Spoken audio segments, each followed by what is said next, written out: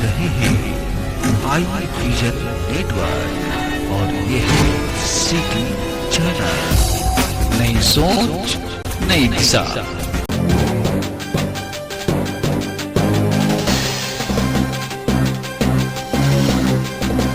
Indian council of medical research और national centre for disease control ने अपनी study में बताया है कि देश में हार्ट अटैक से होने वाली अचानक मौतों का कोविड वैक्सीन से कोई सीधा संबंध नहीं है। ये स्टडी 18 से 45 साल के लोगों की मौत पर आधारित है। इसमें कहा गया है कि भारत की कोविड वैक्सीन सेफ और इफेक्टिव है। इससे होने वाले गंभीर साइड इफेक्ट्स के मामले रेयर हैं। मौसम विभाग के मुताबिक देश में जून महीने में सामान्य से 9% ज्यादा बारिश हुई है। बीते साल 11% कम बारिश हुई थी। राजस्थान में जून महीने में सामान्य से 128%, तो गुजरात में सामान्य से 115% ज्यादा बारिश हुई। वहीं इस साल अब तक बिहार, दिल्ली समेत देश के 15 राज्यों में सामान्य से कम बारिश हुई है। हिमाचल में 20 से ज्यादा जगह बादल फट चुके हैं।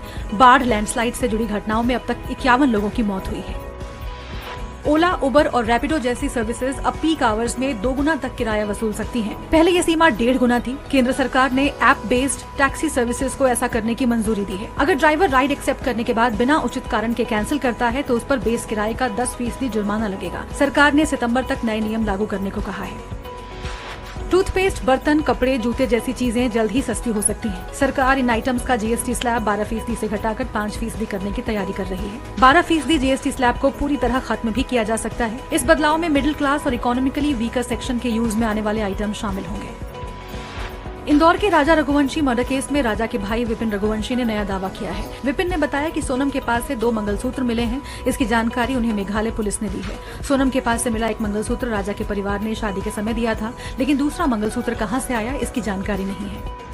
अमरनाथ यात्रियों का पहला जत्था पहलगाम से रवाना होगा। ये जत्था चंदनवाड़ी से होते हुए शेषनाग पहुंचेगा। यात्रा के लिए 3.31 लाख श्रद्धालु रजिस्ट्रेशन करा चुके हैं। पीएम मोदी की घाना यात्रा का दूसरा दिन है। पीएम यहां संसद के ज्वाइंट सेशन को संबोधित करेंगे। इसके बाद त्रिनिदाद के लिए रवाना होंगे। गुजरात हाईकोर्ट में 26 जून को वर्चुअल सुनवाई के दौरान सीनियर एडवोकेट भास्कर तन्ना का बियर पीते हुए वीडियो सामने आया। तन्ना सुनवाई के समय मग से बियर पीते दिखे।